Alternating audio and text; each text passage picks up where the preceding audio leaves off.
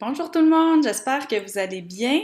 Aujourd'hui, j'aimerais ça vous parler des 9 règles d'or pour utiliser les huiles essentielles de façon sécuritaire. Donc, ce sera pas très compliqué, probablement pas très long non plus, mais ce sont 9 règles à suivre. Quand on commence avec les huiles essentielles, des fois, c'est pas super évident parce qu'il y a beaucoup d'huile, beaucoup de possibilités, beaucoup d'utilisations. On sait pas trop par où commencer. Donc, de suivre ces 9 règles-là, ça va vous aider à assurer une sécurité pour votre famille. Euh, elle fait pas partie des 9 règles, mais je vais commencer avec celle-là. En fait, c'est de vous assurer, premièrement, d'avoir des huiles essentielles de qualité à la maison. De plus en plus, c'est très populaire. On commence à en voir dans plein de magasins. L'autre jour, j'en ai vu dans des grandes surfaces des huiles essentielles. Un gros rack, tout à 5,48. Peu importe l'huile, peu importe quoi. Et j'en ai vu aussi, il y en a chez Costco maintenant, en gros paquet, pas de façon pas très dispendieuse, disons. Je mettrais un gros bémol là-dessus parce que on sait pas d'où elles viennent, on sait pas si elles ont été allongées, on sait pas si elles sont biologiques, s'il y a des pesticides, s'il y a des solvants. Et plus de 80% des huiles essentielles qui sont sur le marché sont falsifiées, adultérées qu'on appelle, donc qui ont été allongées, ils peuvent avoir des métaux à l'intérieur, comme je dis, des solvants, des toxines. Écoutez, il y a des métaux maintenant dans les jus, dans les boîtes de jus. Fait que imaginez la possibilité que ces métaux-là se retrouvent dans les huiles essentielles. Et c'est très grand. C'est très difficile de savoir ce qu'il y a à l'intérieur des huiles. C'est pourquoi j'ai choisi de travailler avec doTERRA et parce que tous les lots d'huile sont testés. On sait que les huiles les plantes ont été élevées sans pesticides, ce ne sont pas des plantes OGM non plus, il n'y a aucun solvant qui est utilisé, c'est des distillations seulement et c'est 100% l'huile essentielle qu'il y a à l'intérieur de la bouteille. Donc, et au niveau de l'efficacité aussi, là, on parle de molécules thérapeutiques dans des concentrations qui sont assez importantes pour avoir un effet et d'une bouteille à l'autre aussi.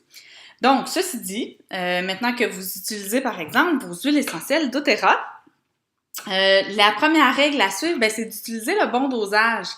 Comme je dis, les huiles essentielles sont très puissantes. Donc, on y va une goutte à la fois pour commencer. On peut, après ça, ajouter une deuxième goutte, une troisième goutte en fonction de nos besoins, en fonction de la réaction de notre corps. Avec les enfants, c'est encore moins qu'une goutte. Souvent, on va parler plutôt de un quart de goutte, une demi-goutte chez des enfants, par exemple, de 3 ou 4 ans. Donc, ça m'amène à l'autre point ensuite, là, c'est la dilution. Donc, on va diluer, c'est particulièrement important, là, ce dosage-là. Il y a des chartes de dilution qui existent. Je peux vous en poster dans les commentaires à la suite. Sinon, mes clients ont accès à ces chartes-là sur le Dropbox VIP, dans le groupe VIP aussi. Sinon, vous pouvez faire affaire directement avec moi pour me poser les questions. Je suis là pour ça. Ceci dit, deuxième chose à respecter comme règle d'or, c'est de les utiliser de la bonne façon. On peut utiliser les huiles essentielles de façon aromatique, c'est-à-dire en les sentant comme ça, en les diffusant dans l'air. Donc, c'est vraiment juste au niveau de l'odeur. En fait, c'est pas juste l'odeur, là, les molécules sont volatiles, mais ils rentrent dans notre système quand même par le nez. Mais les dosages à ce moment-là sont moins pertinents, disons-le. Pour ce qui est de la bonne façon, c'est qu'il y a des huiles qu'on utilise aussi topiques, donc sur la peau, et on peut aussi utiliser certaines huiles de façon interne. Ce ne sont pas toutes les huiles qui s'utilisent des 3 façons, donc c'est là que c'est très important de vérifier avant de l'utiliser comment je peux utiliser mon huile. Par exemple, on a le mélange Easy Air, qui est un super beau mélange qu'on peut utiliser de façon aromatique et de façon topique, mais qui ne se prend pas à l'interne. Versus, par exemple, le Deep Blue qui se prend seulement de façon topique, qu'on ne mettra pas dans le diffuseur, qu'on n'utilisera pas non plus à l'interne. Donc, il y a d'autres huiles, par exemple, comme le curcuma, qu'on peut utiliser topique, qu'on peut utiliser interne, mais qui est vraiment pas intéressante à utiliser de façon aromatique, ça sent pas super bon pour ça. Donc, comment on peut savoir les huiles? Ben, sur le site essentiel, le site internet de doTERRA, vous allez avoir des petites légendes sur chacun des produits. A, aromatique, T, topique sur la peau, I, interne. Donc, de la façon que vous pouvez l'utiliser. Aussi, quand vous commandez un ensemble de départ ou une carte de membre, vous avez ce guide-là qui vous indique aussi les façons qu'on peut utiliser des huiles. Donc, vous voyez en bas ici, A, T, N. Qu'est-ce que ça veut dire? Ça veut dire que mon huile, elle s'utilise de façon aromatique, elle s'utilise de façon topique et c'est une huile neutre. On va en reparler qu'est-ce qu'une huile neutre ou une huile sensitive ou une huile dermocaustique. Donc, c'est ça, c'est de les utiliser de la bonne façon. Chez les enfants de moins de 6 ans, on n'utilise pas les huiles à l'interne. Et chez les bébés de moins de 6 mois, on ne diffusera pas dans une pièce dans laquelle le bébé va être. On va plutôt diffuser avant d'arriver dans la pièce, par exemple, un 15-20 minutes. On va diffuser les huiles, on arrête le diffuseur et on peut aller laisser le bébé à l'intérieur de la chambre. Dans une grande pièce à ouverte, ça m'inquiète pas du tout. Mais dans une chambre particulièrement où un bébé dort, on ne voudra pas mettre des huiles dans le diffuseur et fermer la porte, par exemple. Donc, voilà. Ce qui m'amène au point 3 de la dilution. Diluer les huiles. Il y a des huiles qui sont neutres, comme on a vu, comme la myrrhe. Par contre, même les huiles neutres ont des avantages à être diluées à l'intérieur d'une huile végétale porteuse, qu'on appelle.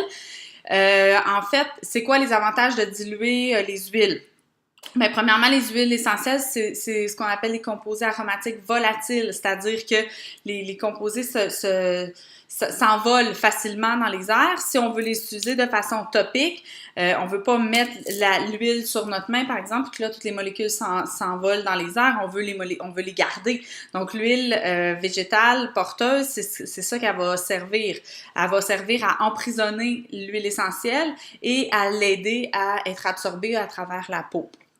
On peut aussi vouloir diluer pour couvrir une plus grande surface. Vous avez mal dans le bas du dos, par exemple. Vous voulez utiliser du Deep Blue. Vous allez vouloir utiliser 1-2 gouttes peut-être.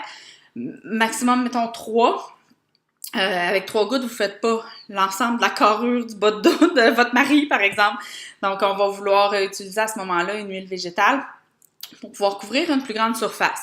On veut aussi utiliser les huiles porteuses pour réduire la sensibilité des huiles essentielles.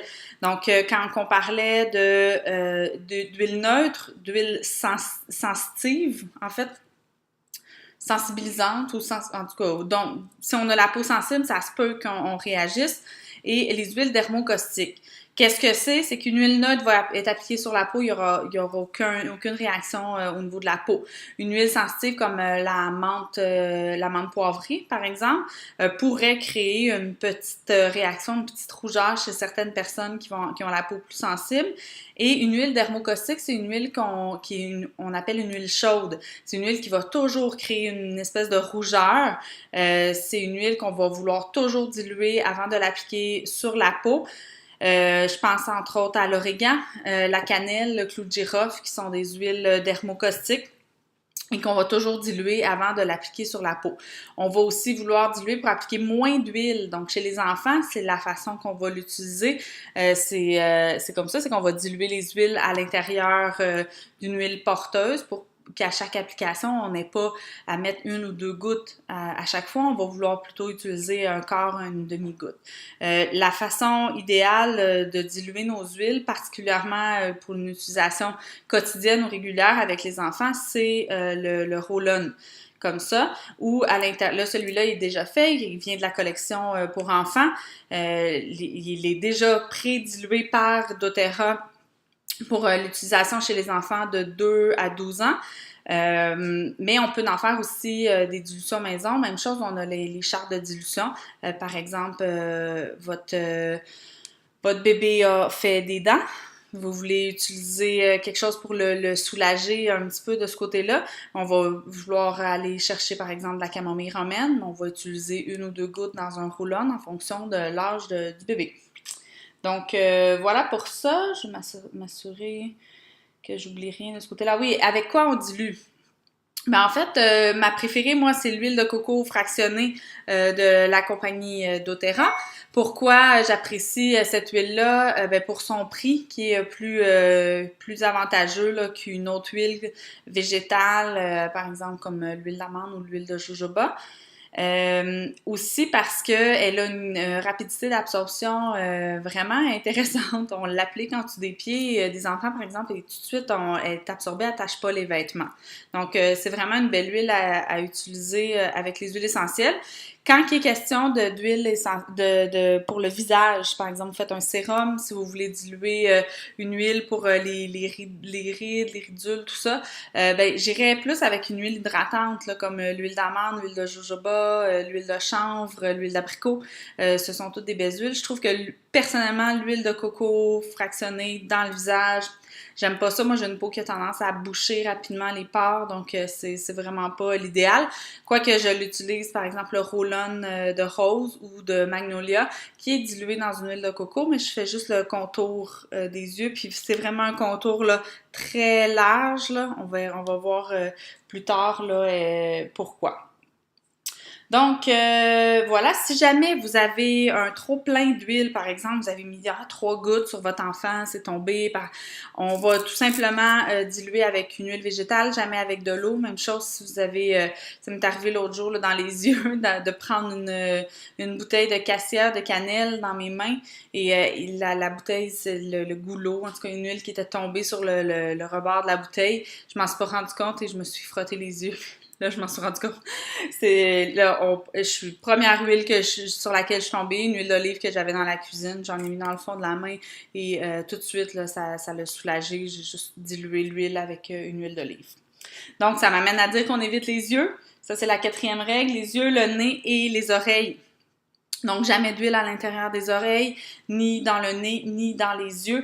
Même contour des yeux, on y va très large aussi. Les muqueuses, tu sais, à l'intérieur, justement, des conduits, le tympan, le nez, c'est très, très fragile. C'est où ça absorbe aussi très facilement les huiles. Donc, on va éviter ces régions-là.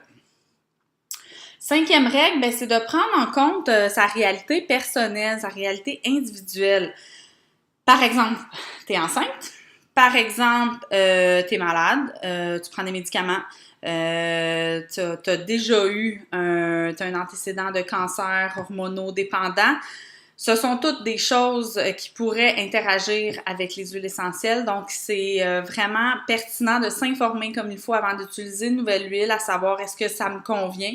De s'informer aussi soit auprès de sa conseillère. Des fois, elle n'a pas toujours toutes les réponses non plus. On n'est pas des médecins, on n'est pas des pharmaciens, on n'est pas des professionnels de la santé. On conseille des huiles essentielles tout simplement au quotidien. Donc, dès qu'il y a une maladie ou quelque chose, des médicaments, ça sort vraiment de notre champ, là. Ça fait pas partie de nos compétences.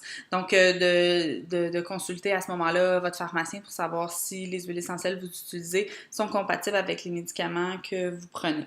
Donc, en règle générale, les suppléments, par exemple, ou certaines huiles, on va juste décaler de 2 heures les utilisations avec les médicaments. Pour la grossesse, ben, les 3 premiers mois, on est très, très prudent. Après ça, on peut tranquillement commencer à en utiliser plus, mais toujours s'informer avant. C'est vraiment essentiel. Ensuite, 6e point, un rangement adéquat et hors de la portée des enfants. Donc, on range nos huiles essentielles en hauteur si possible. On met des child caps, là. Il y a des petits caps qui sont faits vraiment child guard. Pardon, comme les médicaments, si on veut. Donc, on va les ranger de façon adéquate et surtout, on va éduquer nos enfants de façon à ce qu'ils sachent que c'est dangereux d'utiliser les huiles essentielles et ça c'est la règle numéro 7, on va les superviser lorsqu'ils les utilisent. Même la collection enfants, quand mes enfants appliquent leurs huiles en dessous des pieds, je les laisse faire, mais je les regarde toujours et je m'assure qu'ils le font de la bonne façon et je les éduque. Par exemple, en dessous du pied, je vais dire, bon, ben parfait, tu fais un par en haut, un par en bas, en dessous de chaque pied et c'est terminé. On n'en met pas dans la bouche, on n'en met pas, etc. Donc, d'éduquer les enfants et de leur mentionner que c'est pas touche, les huiles essentielles de papa et maman, que ce sont comme des médicaments, que ça pourrait être dangereux pour eux. Donc, voilà. 8e règle, ben, c'est de faire attention au soleil. Si on utilise des huiles d'agrumes sur la peau, pamplemousse, citron, orange, on va éviter d'aller au soleil 12 à 18 heures après l'application. Il y a certaines huiles d'agrumes, en fait, il y a la mandarine verte qui ne semble pas être photosensibilisante, donc c'est super intéressant si vous voulez l'ajouter à vos baumes à lèvres, par exemple, pour avoir un petit goût d'agrumes. La mandarine verte, pas de problème. Mais vérifiez toujours si vous appliquez un mélange, par exemple, comme le mélange Smart and Sassy, si vous l'appliquez dans une crème et que vous badigeonnez ça sur les cuisses parce que vous savez que ça réduit l'apparence de la peau orange, puis que là, vous en allez au salon de bronzage ou vous allez à la plage, vous pourriez avoir des petites surprises. Donc, on fait toujours attention pour les huiles photosensibilisantes, donc tous les agrumes. Et la dernière et non la moindre règle, ben, c'est de consulter un professionnel de la santé dès qu'on a un doute, même avant l'utilisation des huiles, si vous sentez le besoin, médecin, pharmacien qui pourrait vous conseiller de façon plus adéquate concernant l'utilisation des huiles, particulièrement chez la femme enceinte et chez les enfants aussi. Donc voilà, ça c'est mes 9 règles d'or, je pourrais presque dire 10 règles d'or à propos des huiles essentielles. Si vous êtes un de mes clients déjà, vous avez probablement entre les mains ce petit guide ici qui va vous aider beaucoup. Informez-vous, tu sais, je dis de consulter un professionnel de la santé, mais de s'informer, de lire, d'accéder à mes Dropbox, d'écouter les vidéos comme vous le faites. En ce moment, c'est toutes des façons d'utiliser les huiles de façon encore plus sécuritaire. Vous avez une nouvelle huile, ben vous prenez tout simplement le temps de l'étudier, de vérifier est-ce qu'il y a des contre-indications, comment je peux l'utiliser sur moi, sur mes enfants, qu'est-ce qu'a fait cette huile-là et quelles sont les quantités maximales que je peux utiliser dans une journée pour une huile ou pour une autre, pour moi ou pour les enfants.